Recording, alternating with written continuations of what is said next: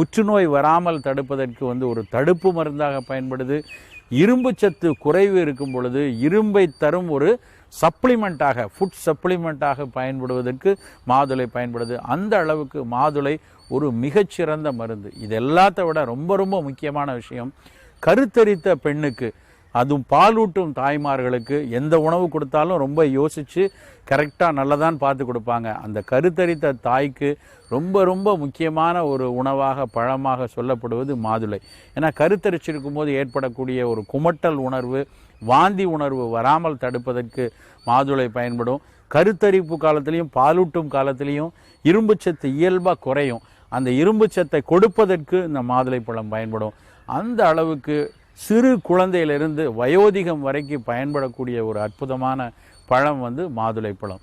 அதனால் இன்னையிலிருந்து நம்ம வாரத்துக்கு 2 நாள் 3 நாளாவது இந்த மாதுளை பழத்தை நம்ம